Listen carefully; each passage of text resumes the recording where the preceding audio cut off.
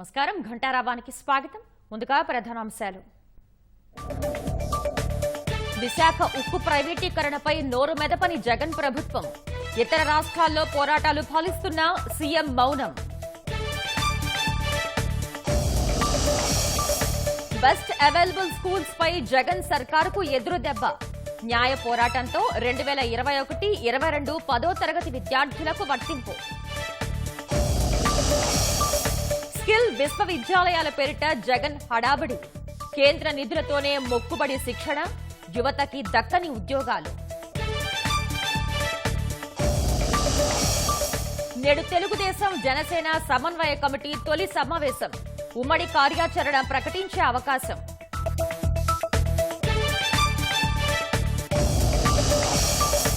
వైభవంగా ముగిసిన తిరుమలేశుడి బ్రహ్మోత్సవాలు. చివరి రోజు స్వామివారికి చక్రస్నానం.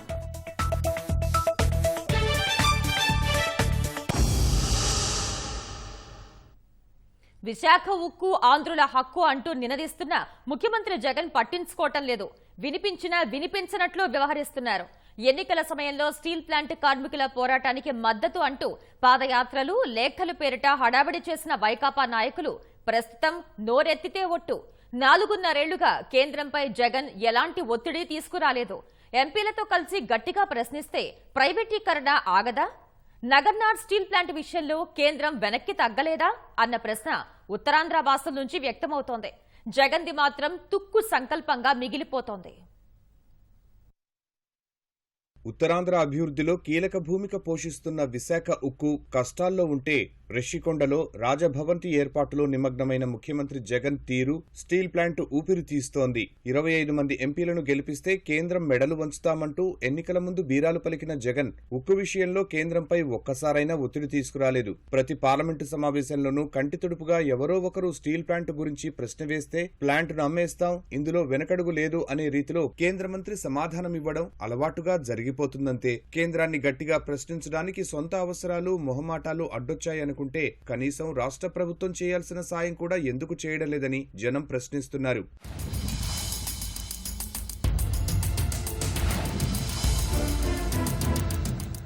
కేంద్ర ఉక్కు పరిశ్రమ శాఖ ఆధ్వర్యంలోని ఎన్ఎండీసీ 10 ఏళ్ల కిందట ఛత్తీస్గఢ్లో జగదల్పూర్ దగ్గర నగర్నార్లో 3 మిలియన్ టన్నుల ఇంటిగ్రేటెడ్ ఉక్కు కర్మాగారం నిర్మించింది. ఇందులో ప్రస్తుతం 400 మంది ఉద్యోగులున్నారు. దీన్ని కూడా ప్రైవేటీకరించేందుకు కేంద్రం అడుగులు వేసి బిడ్లు ఆహ్వానించింది. ప్రైవేటీకరణకు వ్యతిరేకంగా 15 రోజుల క్రితం అక్కడ 3 జిల్లాల పరిధిలో బంద్ గట్టిగానే చేశారు. ప్రస్తుతం ఛత్తీస్గఢ్లో కాంగ్రెస్ అధికారంలో ఉంది. 11 ఎంపీ స్థానాలున్న రాష్ట్రంలో భాజపా 9 సీట్లు గెలుచుకుంది. ప్రస్తుత ఎన్నికల సమయంలో ప్రైవేటీకరణపై తీవ్ర వ్యతిరేకతను గమనించిన కేంద్ర హోంమంత్రి అమిత్ షా ఇటీవల ఛత్తీస్గఢ్ పర్యటనలో నగర్నార్ స్టీల్ ప్లాంట్ ఎట్టి పరిస్థితుల్లోనూ ప్రైవేటీకరణ కాదని, దీనిపై హక్కులు గిరిజనులకే ఉన్నాయంటూ ప్రకటించారు.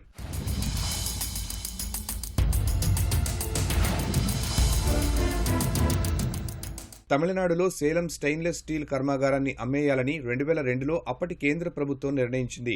ఆ సమయంలో తమిళనాడులోని పాలక, ప్రతిపక్ష పార్టీలన్నీ ముక్తకంఠంతో వ్యతిరేకించి పెద్ద ఎత్తున ఆందోళన చేశాయి. ఫలితంగా ఇప్పటి వరకు సేలం కర్మాగారం ప్రభుత్వ రంగంలోనే ఉంది. పశ్చిమ బెంగాల్లోని దుర్గాపూర్ ఎల్లాయ్ స్టీల్ కర్మాగారాన్ని అమ్మేస్తాం లేదా మూసేస్తామని కేంద్ర ఉక్కు శాఖ ప్రకటిస్తే తృణమూల్ కాంగ్రెస్ ఆధ్వర్యంలో పశ్చిమ బెంగాల్ ఎంపీలు తీవ్రంగా వ్యతిరేకించారు. గత ఎన్నికల సమయంలో ఆ ప్రయత్నాన్ని విరమించుకున్నామని కేంద్ర పెద్దలు ప్రకటించారు. ఇటీవల మోక్షగుండం విశ్వేశ్వరయ్య భద్రావతి ఉక్కు కర్మాగారాన్ని మూసివేస్తామని సెయిల్ బోర్డులో నిర్ణయం తీసుకున్నారు. దీనిని కన్నడిగలు తీవ్రంగా వ్యతిరేకించారు. ప్రస్తుతానికి ఆ నిర్ణయం పెండింగ్ లో పడింది. గతంలో 2 సార్లు విశాఖ ఉక్కు గడ్డు పరిస్థితి ఎదుర్కొన్నప్పుడు అప్పటి తెలుగుదేశం ప్రభుత్వం ఎంపీలు అన్ని పార్టీల నేతలతో, కార్మిక సంఘాలతో కలిసి అఖిలపక్షంగా అప్పటి ప్రధానులను కలిసి విశాఖ ఉక్కును ఆదుకున్నారు. ప్రస్తుతం జరుగుతున్న తీరు పరిశీలిస్తే ఉక్కు అమ్మకంలో కేంద్రం కన్నా రాష్ట్ర ప్రభుత్వమే ఎక్కువ ఉత్సాహం చూపుతోందని కార్మిక వర్గాలు, ప్రతిపక్షాలు ఆరోపిస్తున్నాయి. కార్మిక సంఘాలతో విశాఖ విమానాశ్రయంలో చర్చించినా ఉక్కును ఆదుకున్న దాఖలాలు ఏవని పలువురు ప్రశ్నిస్తున్నారు.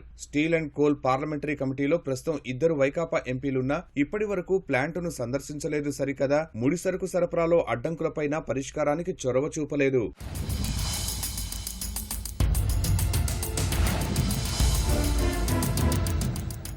ఆర్థిక సంక్షోభంలో అల్లాడుతున్న విశాఖ ఉక్కుకు రాష్ట్ర ప్రభుత్వం తన పరిధిలోనైనా కనీస సాయం చేయడానికి మీనమేషాలు లెక్కిస్తోంది. ప్లాంటుకు నెలకు 500 కోట్లు చొప్పున 2,000 కోట్ల రూపాయల ఆర్థిక సాయం అందించి బదులుగా ప్రభుత్వ పథకాలకు అవసరమైన ఉక్కు తీసుకోండి అని ప్లాంటు అధికార కార్మిక సంఘాలు విన్నవించాయి. స్టీలు కొనుగోలుకు జిల్లా స్థాయి పరిశ్రమల శాఖ అధికారిని నియమించి నివేదిక ఇవ్వాలని కంటితుడుపుగా ఆదేశాలిచ్చి సరిపెట్టేశారంతే. ఎన్నికలు జరుగుతున్నాయంటే విశాఖ ఉక్కు ఉద్యమాన్ని వైకాపా నేతలు ప్రచారాస్త్రంగా ఉపయోగించుకున్నారు. మేము అధికారంలోకి రాగానే పరిశ్రమకు అవసరమైనప్పుడు ముడిసరుకు విషయంలో ఒడిశా, ఛత్తీస్గఢ్ ప్రభుత్వాలతో మాట్లాడి సమస్య పరిష్కరిస్తామని పాదయాత్ర సమయంలో జగన్ హామీ ఇచ్చారు. పార్టీ అధికారంలోకి వచ్చాక ఇప్పటి వరకు ఆ దిశగా అడుగులే పడలేదు. జీవీఎంసీ ఎన్నికల సమయంలో ఎంపీ విజయసాయిరెడ్డి ప్రైవేటీకరణ వ్యతిరేకిస్తూ స్టీల్ ప్లాంట్ గేటు వరకు పాదయాత్ర చేసి హడావిడి చేశారు. ప్రైవేటీకరణకు వ్యతిరేకంగా 120 మంది ఎంపీలతో సంతకాలు చేయించి మోదీకి లేఖ పంపామంటూ ఈ ఏడాది జరిగిన పట్టభద్రుల ఎమ్మెల్సీ ఎన్నికల సమయంలో వైకాపా సమన్వయకర్త వైవీ సుబ్బారెడ్డి ఓట్ల కోసం పావులు కదిపారు. ఇప్పుడు మళ్లీ ఎన్నికల ముందు ఉత్తరాంధ్ర వెనుకబాటుతనం పేరుతో హడావిడి ఆరంభించారు. రాష్ట్రంలోని యువత, నిరుద్యోగులకు నైపుణ్య శిక్షణ ఇచ్చేందుకు తిరుపతి, విశాఖపట్నాల్లో 2 నైపుణ్య వర్సిటీలు, 30 నైపుణ్య కళాశాలలను ఏర్పాటు చేస్తామని గొప్పగా చెప్పిన సీఎం జగన్ 4.5 ఒక్కటి ఏర్పాటు చేయలేదు.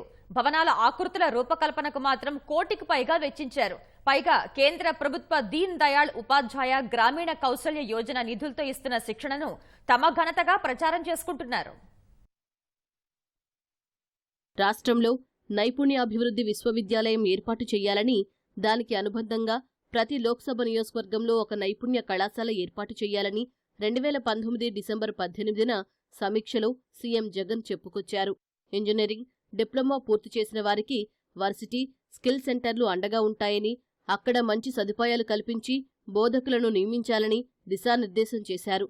ఇలా నైపుణ్య విశ్వవిద్యాలయాలు, కళాశాలల ఏర్పాటుతో యువతకు విరివిగా నైపుణ్య శిక్షణ, విస్తృతంగా ఉద్యోగావకాశాలు, వేలల్లో జీతాలు వస్తాయంటూ నిరుద్యోగులను ఆశల పల్లకిలో విహరింపజేసిన సీఎం జగన్ తర్వాత ఆ మాటలను గాలికి వదిలేశారు.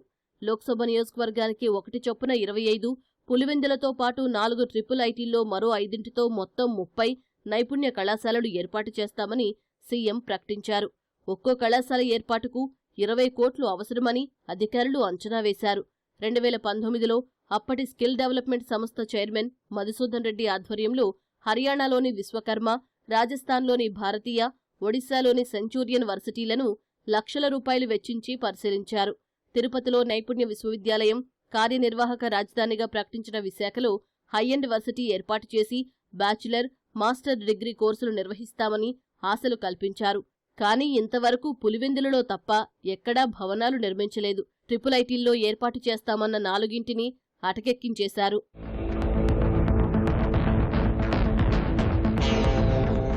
రాష్ట్రంలో ఏటా దాదాపు 1.30 లక్షల మంది విద్యార్థులు డిగ్రీ, ఇంజనీరింగ్ పూర్తి చేస్తుండగా 40% లోపే ప్రాంగణ నియామకాల్లో ఎంపికవుతున్నారు. మిగిలిన 60% మందికి ఉద్యోగ నైపుణ్య శిక్షణ ఇచ్చేందుకు తెదేపా హయాంలో స్కిల్ డెవలప్మెంట్ కేంద్రాలను ఏర్పాటు చేయగా వైకాపా సర్కార్ వాటిని మూసివేసింది.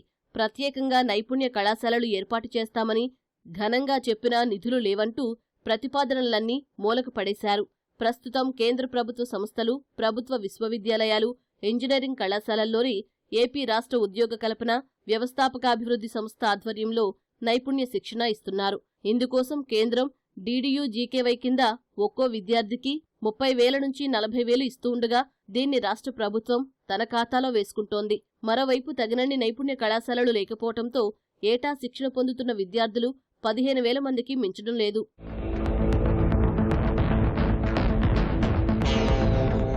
రాష్ట్ర వ్యాప్తంగా మొత్తం 26 నైపుణ్య కళాశాలల్లో ఇప్పటి వరకు 1,401 మంది శిక్షణ పొందగా వీరిలో దాదాపు 30% మందికి ఉద్యోగాలే లభించలేదు. అనకాపల్లి జిల్లా అచ్యుతాపురం సెజ్లో కేంద్ర ప్రభుత్వానికి చెందిన MSME కేంద్రంలో ఏర్పాటు చేసిన నైపుణ్య కళాశాలలు ప్రస్తుతం శిక్షణ ఇవ్వడం లేదు. గతంలో ఇక్కడ శిక్షణ పొందిన 90 మందికి హైదరాబాద్, చెన్నై సంస్థల్లో ఉద్యోగావకాశాలు లభించినా తక్కువ జీతానికి పనిచేయలేక చాలా మంది చేరలేదు. కర్నూలులో శిక్షణ పొందిన 30 మందిలో చాలా మంది జ్యువెలరీ దుకాణాల్లో 10,000 నుంచి 15,000 వేతనంతో సేల్స్ సూపర్వైజర్ ఉద్యోగాలు పొందారు. నంద్యాలలో శిక్షణ పూర్తి చేసుకున్న 60 మందికి ఇంతవరకు ఉద్యోగాలు లభించలేదు. ఆచార్య నాగార్జున వర్సిటీ పరిధిలో ఆటోక్యాడ్, ప్రోడక్ట్ డిజైన్ తదితర టెక్నికల్ కోర్సుల్లో ఎప్పటివరకు 90 మంది శిక్షణ పూర్తి చేసుకోగా 20 మంది వివిధ కారణాలతో ఉద్యోగాల్లో చేరలేదు. విశాఖపట్నంలో కేంద్ర ప్రభుత్వ centre for excellence in maritime ship బిల్డింగ్లోని నైపుణ్య కళాశాలలో 82 మంది శిక్షణ పొందినా ఇతర రాష్ట్రాల్లో ఉద్యోగాలు చేయడానికి ఆసక్తి చూపడం లేదు. శ్రీకాకుళం జిల్లా ఎచ్చెర్లలో patient relations associate, sales supervisor, specialised sewing machine operator, transplant coordinator వంటి కోర్సుల్లో 110 మంది శిక్షణ పొందగా 72 మందికి ఉద్యోగాలు వచ్చాయని అధికారులు చెబుతున్నారు. ఏలూరులో సేల్స్ అండ్ రిటైల్, పీఎం లంకలో foremen electrical, aquaculture technical supervisor కోర్సుల్లో శిక్షణ పొందిన 60 మందిలో 40 మంది కొలువులు పొందినా జీతాలు తక్కువని చాలామంది మానేశారు. సేల్స్ అండ్ రిటైల్ శిక్షణ తప్ప కొత్త కోర్సులు లేవని విద్యార్థులు వాపోతున్నారు.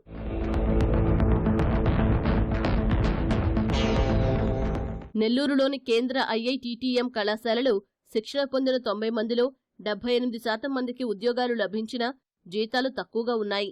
అనంతపురంలో శిక్షణ పొందిన 30 మందిలో 14 మందికే ఉద్యోగాలు వచ్చాయి. వచ్చే ఎన్నికల్లో విజయమే లక్ష్యంగా తెలుగుదేశం, జనసేన పార్టీలు నేడు కీలక సమావేశం నిర్వహిస్తున్నాయి.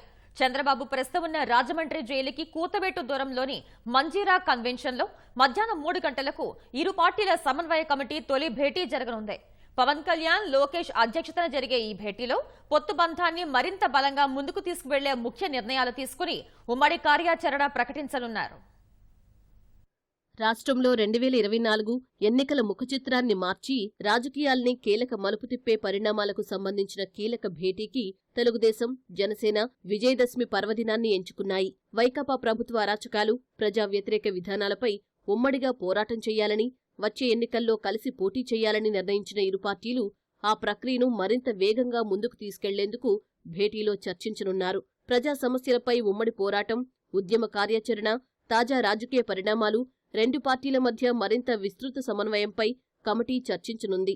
క్షేత్రస్థాయిలో రెండు పార్టీల కేడర్ మరింత సమన్వయంతో పనిచేసేందుకు చేపట్టాల్సిన చర్యలపైన నిర్ణయాలు తీసుకోనున్నారు.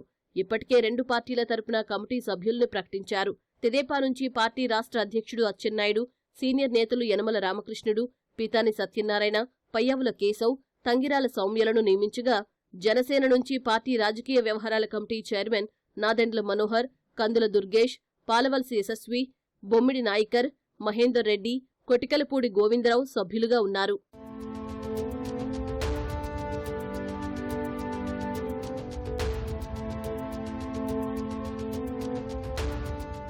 రెండు 2019 ఎన్నికల్లో గెలిచి అధికారంలోకి వచ్చిన జగన్ ప్రభుత్వ అరాచకాలు, ప్రజా వ్యతిరేక విధానాలపై తెదేపా, జనసేన మొదటి నుంచి వేర్వేరుగా పోరాడుతూ వచ్చాయి.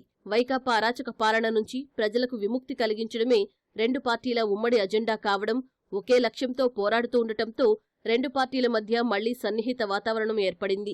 చంద్రబాబు అరెస్టు వేళ తెలుగుదేశంతో కలిసి ఎన్నికలకు వెళతామని పవన్ కళ్యాణ్ ప్రకటించడంతో ఇరు పార్టీల్లోనూ హర్షాతిరేకాలు వ్యక్తమయ్యాయి. తెదేపా, జనసేన కలిసి పనిచేస్తాయని అగ్రనేతలు ప్రకటించినా ఇప్పటివరకు ఉమ్మడి కార్యక్రమాలు నిర్వహించలేదు.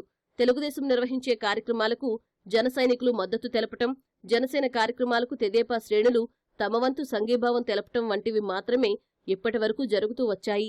ఐక్య పోరాటంపై ఇంతకాలం స్పష్టమైన ప్రకటన వెలువడకపోవడంతో కింది స్థాయి నాయకులు, కేడర్లో కొన్ని సంశయాలుండేవి. నేటి సమావేశంలో అవన్నీ తొలగిపోతాయని ఇరు పార్టీల శ్రేణులు ధీమా వ్యక్తం చేస్తున్నాయి. ఉమ్మడి సమావేశాలు రెండు పార్టీల్లోనూ కింది స్థాయి కేడర్ కలిసి పనిచేసేలా మానసికంగా సిద్ధమయ్యేందుకు, అవగాహనతో పనిచేయడానికి దోహదం చేస్తాయని ఇరు పార్టీల నేతలు భావిస్తున్నారు. చంద్రబాబు అరెస్టుకు వ్యతిరేకంగా రాష్ట్ర వ్యాప్తంగా నిరసనలు కొనసాగుతూనే ఉన్నాయి. ఎన్టీఆర్ జిల్లా నందిగాం మండలం తుర్లపాడులో ఆంజనేయస్వామి ఆలయంలో శ్రేణులు ప్రత్యేక పూజలు చేసి పొర్లు దండాలు పెట్టాయి. శ్రీ సత్యసాయి జిల్లా హిందూపురంలో రంగనాథ స్వామి ఆలయంలో తెలుగు మహిళలు పొర్లు దండాలతో నిరసన తెలిపారు. బాబు కోసం మేము సైతం అంటూ నినాదాలు చేశారు. గుంటూరు జిల్లా తుళ్లూరులో మహిళలు, రైతులు కొవ్వొత్తుల ర్యాలీ చేశారు. అమరావతి దీక్షా శిబిరం వద్ద చిన్నారులు మోకాళ్లపై కూర్చుని కొవ్వొత్తులతో నిరసన తెలిపారు. న్యాయాన్ని జైల్లో పెట్టారంటూ నినాదాలు చేశారు. తాడికొండలో తెదేపా కార్యకర్తలు చెవిలో పువ్వులు పెట్టుకుని ప్రభుత్వానికి వ్యతిరేకంగా నినాదాలు చేశారు.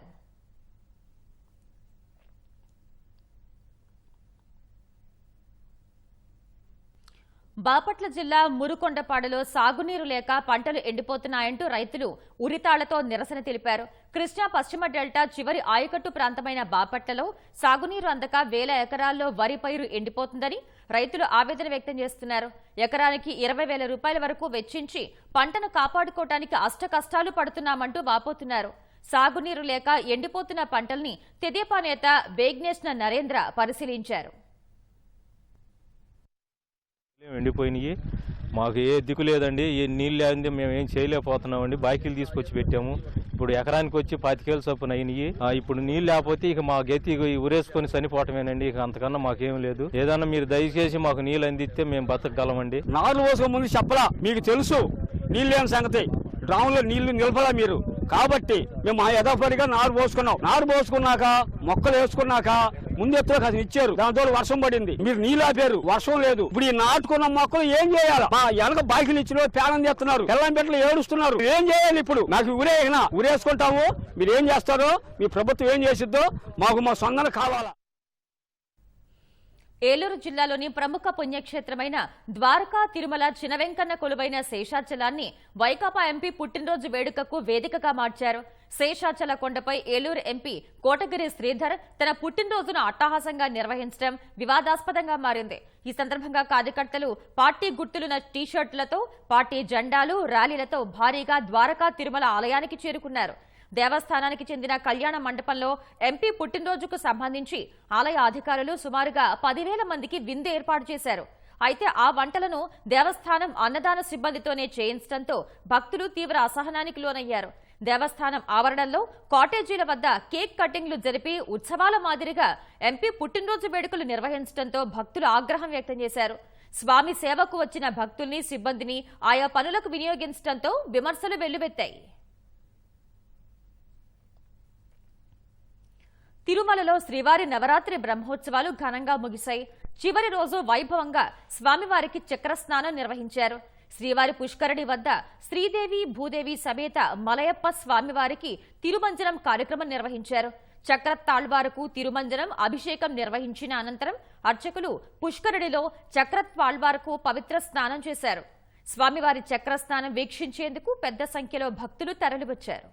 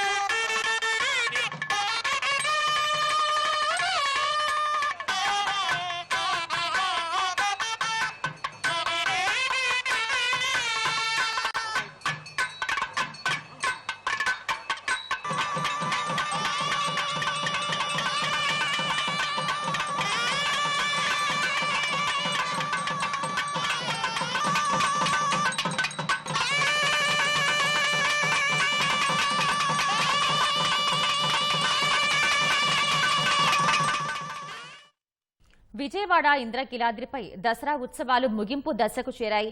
ఇవాళ నవమి, దశమి సందర్భంగా 2 అలంకరణలో దుర్గమ్మ దర్శనం ఇవ్వనుండటంతో పెద్ద ఎత్తున భక్తులు తరలివచ్చారు. తెల్లవారుజామున 2 గంటల నుండి మధ్యాహ్నం 12 గంటల వరకు మహానవమి గడియల్లో శ్రీ మహిషాసుర మర్దినీ దేవిగా అమ్మవారు దర్శనమివ్వనున్నారు. ఇంద్రకీలాద్రి నుంచి మరిన్ని వివరాలు మా ప్రతినిధి శ్రీనివాస్ మోహన్ అందిస్తారు. విజయవాడ ఇంద్రకీలాద్రి భక్తజన కీలాద్రిగా మారింది. పెద్ద ఎత్తున భవానీలు తరలి రావడంతో మొత్తం ఇంద్రకీలాద్రి అంతా అరుణవర్ణాన్ని సంతరించుకుంది. దసరా నవరాత్రులు చివరి దశకి చేరే ఈ రోజు అమ్మవారు 2 అలంకరణల్లో భక్తులకు దర్శనం ఇవ్వబోతున్నారు. తెల్లవారుజామున 2 గంటల నుంచే మహిషాసుర మర్దిని రూపంలో అమ్మవారు భక్తులు దర్శనమిస్తున్నారు. మధ్యాహ్నం నుంచి రాజరాజేశ్వరి దేవిగా అలంకరణ చేయబోతున్నారు. అయితే ఈ 2 అలంకరణ విశేషాలు మనతో పాటు ఆలయ పండితులు శ్రీనివాస శాస్త్రి గారు ఉన్నారు. ప్రధానంగా ఈ రోజు అమ్మవారు 2 అలంకరణలో దర్శనమిస్తున్నారు. ఈ అలంకరణ గురించి శ్రీ దుర్గామల్లేశ్వర స్వామివారి దేవస్థానంలో ఈ దసరా శరన్నవరాత్రి ఉత్సవ సందర్భంగా ఈ రోజున 9వ రోజు. ఈ రోజున అమ్మవారు మనకి మహిషాసుర మర్దిని స్వరూపంగా మనకి దర్శనం ఇవ్వడం జరుగుతోంది. ఈ రోజున మహిషాసురుడు అనే రాక్షసుని సంహరించినప్పుడు అమ్మవారు మహిషాసుర మర్దినిగా మనకి నామకరణం పిలవడం జరుగుతోంది. అట్లాంటి ఈ యొక్క మహిషాసురమర్దిని అమ్మవారు రాక్షస సంహారం ఎందుకు జరిగిందంటే మనకి లోకం అంతా కూడా అల్లకొల్లం జరిగి రాక్షసుల వల్ల మనకి మానవులకి ఋషులకి దేవతలకి ఇబ్బందులు కలుగుతున్న సమయంలో అమ్మవారిని ప్రార్థన చేయగా ఆ అమ్మవారు మహిషాసురమర్దిని స్వరూపం దాల్చి ఆ రాక్షసుని సంహరించి ఆ రాక్షసుని సంహరణ తర్వాత మనకి ఈ లోకం అంతా కూడా సుఖశాంతులతో ఉండేటట్టుగా అమ్మవారు ప్రసాదించింది. అట్లాంటి అమ్మవారిని వాళ్ళు దర్శించినట్టయితే మనకి కష్టాలన్నీ పోయి సుఖశాంతులు కలుగుతాయి. అట్లాంటి అమ్మవారిని అందరూ కూడా దర్శించి అమ్మవారి అనుగ్రహాన్ని పాత్రలు కావాలని కోరుకుంటున్నాం. అదేవిధంగా ఈ రోజున 2 అలంకారాలు ఉన్నాయి. దశమి అట్లా నవమి దశమి 2 కలిసి వచ్చినాయి కాబట్టి నవమిలో అంటే మధ్యాహ్నం 1 గంట వరకు కూడా మహిషాసురమర్దిని గాను అదేవిధంగా 2 గంటల నుంచి అమ్మవారు రాజరాజేశ్వరి దేవిగా మనకి దర్శనమిస్తారు. ఈ రాజరాజేశ్వరి దేవి దర్శనం కూడా చేసుకొని అమ్మవారిని అందరూ కూడా అనుగ్రహం పొందాలి. అదేవిధంగా ఈ రోజున నవమి దశమి కలిసి వచ్చి అదేవిధంగా ఈ రోజున శ్రవణ నక్షత్రంతో కూడిన దశమి ఉండటం వలన ఈ రోజే ఈ యొక్క ఉత్సవాలు కూడా ముగింపు జరుగుతాయి, పూర్ణావతి జరుగుతుంది. ఇట్లాంటి ఈ రోజున 2 దర్శనాలు చేసుకుని అమ్మవారి అనుగ్రహాన్ని పొందాలని కోరుకుంటున్నాం. అట్లాగే సాయంత్రం అమ్మవారికి తెప్పోత్సవ కార్యక్రమానికి 5 గంటలకల్లా అమ్మవారు ఉత్సవమూర్తులు కూడా అక్కడి నుంచి బయలుదేరి ఊరేగింపుగా బయలుదేరి నదికి చేరుకుని అక్కడ హంసవాహనం మీద హంసలో అమ్మవారు నదీ విహారం చేస్తారు. ఇప్పటి వరకు జరిగిన రాక్షస సంహారాలన్నీ కూడా ముగించుకొని అమ్మవారు శాంత స్వరూపంగా రాజరాజేశ్వరి దేవిగా మనకి దర్శనమిచ్చి ఈ రోజున భక్తులందరినీ కూడా ఆ చల్లని చూపుతోటి ఇవాళ నదీ విహారం చేస్తూ అమ్మవారు దర్శనమిస్తారు. ఇట్లాంటి నదీ విహారంలో అమ్మవారిని ఆ ప్రశాంతంగా ఉన్న అమ్మవారిని దర్శించి అమ్మవారి అనుగ్రహాన్ని కూడా అందరూ పొందాలని కోరుకుంటున్నాం. జై దుర్గాభవాని. ఇంద్రకీలాద్రి మీద దసరా ఉత్సవాలు చివరి దశకు చేరే ఈ రోజు 2 అలంకరణలతో పాటు సాయంత్రం జలవిహారం ఉత్సవమూర్తులు నిర్వహిస్తున్నారు. భవానీల తాకిడి ఎక్కువగా ఉన్న నేపథ్యంలో రెండోది ఈ రోజు ఉదయం మహిషాసురమర్దిని అవతారం మధ్యాహ్నం వరకే ఉంటుంది. ఆ తర్వాత 2 గంటల పాటు దర్శనాలను నిలిపివేసి తర్వాత అలంకరణ మార్చిన తర్వాత రాజరాజేశ్వరి దేవి అలంకరణలో ఈ రోజు రేపు కూడా అదే అలంకరణలో అమ్మవారిని భక్తులు దర్శించేలా ఇక్కడ ఏర్పాట్లు చేయడం జరిగింది. విజయవాడ ఇంద్రకీలాద్రి నుంచి కెమెరామెన్ శేషుబాబుతో శ్రీనివాసరావు, ఈటీవీ.